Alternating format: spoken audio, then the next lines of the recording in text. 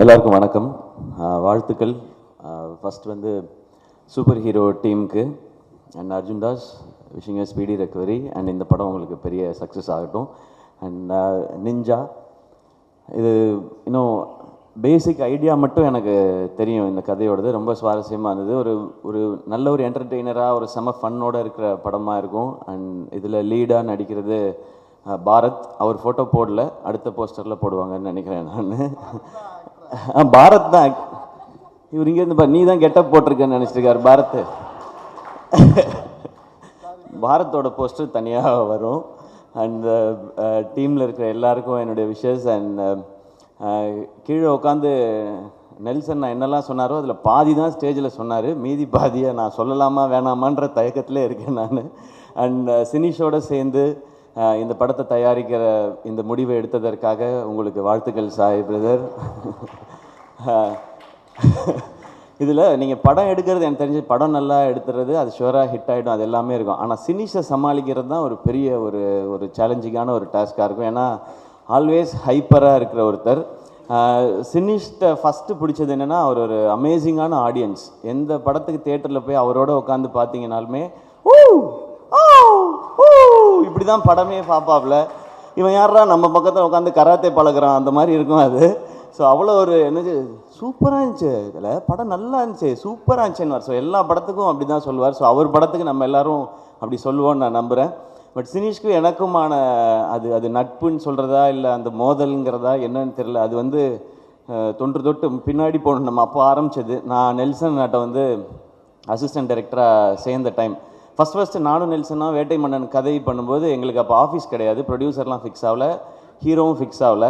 நாங்கள் மெரினா பீச்சில் போய் உட்காந்து அவர் சொல்லுவார் ஒன்று, அதில் வந்து நான் எழுதிட்டே இருக்கணும். அது நெல்சன் நான் பேசும்போது அது கூட பழகணுங்களுக்கு தெரியும், சில வார்த்தைகளை நம்ம பீப் போட்டு தான் எழுதணும்.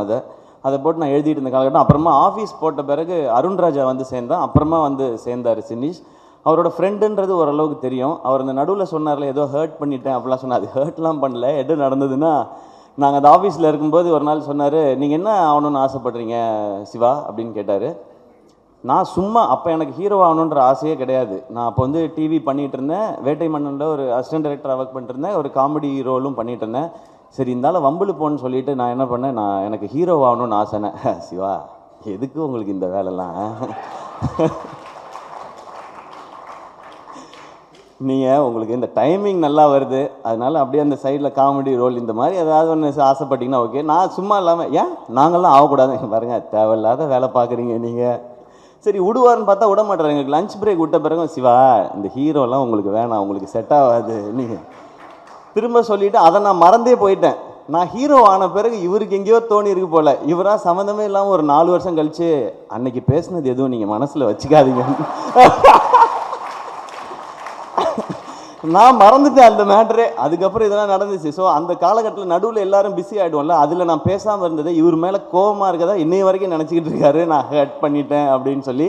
நீங்கள் ஹர்ட்லாம் பண்ணல, அப்போ எனக்கே ஐடியா இல்லை. அப்போ ஆக்சுவலாக நடுவில் என்ன சொன்னார்னா, சும்மா இல்லாமல் நீங்கள்லாம் ஹீரோ ஆகக்கூடாது சிவா, நம்ம டான்ஸ் சதீஷ் இருக்கான் பார்த்தீங்களா, அவன் தான் ஹீரோ ஆகணும், நீங்கள் அவங்க கூட காமெடி நான் நடிகன்னு சம்மந்தமே இல்லாமல் அவரெல்லாம் கோர்த்து விட்டு இதுக்குள்ளே இந்த மாதிரி ஓப்பனாக பேசுவாப்பில். அதனால பல பேர்கிட்ட பிரச்சனையாக இருக்குது, பஞ்சாயத்தாக இருக்குது, நிறையா இருக்குது, இன்னமும் ஆகிட்டே தான் இருக்குது. இந்த மாதிரி வெளிப்படையாக பேசக்கூடிய சினிஷை நீங்கள் எப்படி ஹேண்டில் பண்ண போகிறீங்கன்றது தான் உங்களுடைய சேலஞ்சாக இருக்கும்னு நினைக்கிறேன். பட் அவருக்கு ஒரு பேஷன். இப்போ கீழே இருக்கும்போது நான் நெல்சன் சொன்னேன் 5, 6ன்னு போட்டிருக்கேன் என்னன்னு கேட்டார் அவர். இது 5th ப்ராஜெக்ட் 6th ப்ராஜெக்ட், இந்த மீதி 4 ப்ராஜெக்ட் என்ன நம்ம சொல்லவே மாட்டோம், ஸ்ட்ரெயிட்டாக 5, 6ன்னு போட்டுக்கிட்டான் அப்படின்னாரு. அதுக்கப்புறம் அவன் பேசும்போது இந்த வருஷம் 2 படம், அடுத்த வருஷம் 2 படம் அனௌன்ஸ் பண்ணுறோம், அதுக்கப்புறம் சீரீஸ் அனௌன்ஸ் பண்ணுறோம். இவன் எல்லாம் அனௌன்ஸ் பண்ணுறோன்னு மட்டும்தான் சொல்கிறான், எப்போ ரிலீஸ் பண்ணுறோன்னு சொல்கிறானா பாருன்றார் அவர். இப்படி தான் எங்கள் கான்வர்சேஷன் போயிருந்தது. பட் சினிஷ் உங்களுடைய எனர்ஜிக்கு நான் ஏன் சினிஷோட எனர்ஜின்னு சொல்கிறேன்னு அவர் 40 வருஷமாக இருக்கார் இண்டஸ்ட்ரியில். நீங்கள் பார்த்துட்டு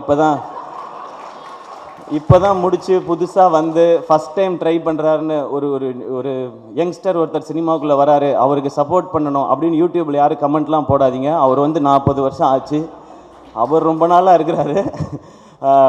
அண்ட் எல்லோரும் அவர் கூட ஒர்க் பண்ண எல்லாருமே வந்து இங்கே டைரக்டராக இருக்காங்க, சக்ஸஸ்ஃபுல் டைரக்டராக இருக்காங்க, நேஷ்னல் அவார்டு வின் பண்ணியிருக்கிறாங்க. இதை பற்றி நாங்கள் நிறையா பேசியிருக்கோம். எப்படி உங்களுக்கெல்லாம் டைரக்டர் ஆகணும்னு தோணுச்சுன்னா, சினிஷே டைரக்டர் ஆகிட்டான், நம்ம ஆக முடியாதான்னு சொல்லி தான் எங்களுக்கெல்லாம் ஒரு மோட்டிவேஷன் வந்துச்சு அப்படின்னு சொல்லி நான் சினிஷ்ட்டு கேட்பேன், சினிஷ் ஏன் இப்போல்லாம் நீங்கள் டைரக்ஷன் பண்ணுறதில்ல அப்படின்னா, பண்ணணுங்க அப்படின்னா நான் விளையாட்டுக்கு கேட்டேன், சும்மா நீங்கள் சீரியஸ் ஆகிட்டு எதாவது பண்ணிட்டாங்க.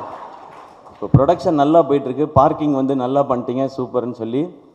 ஆக்சுவலாக எப்படிப்பட்ட உஷாரான ஆளுங்கிறதுக்கும் ஒரு பாயிண்ட் சொல்லிடுறேன். பார்க்கிங் படம் வந்து இன்னொரு ப்ரொடியூசரோட சுதனோட சேர்ந்து தான் அவர் பண்ணியிருக்காரு.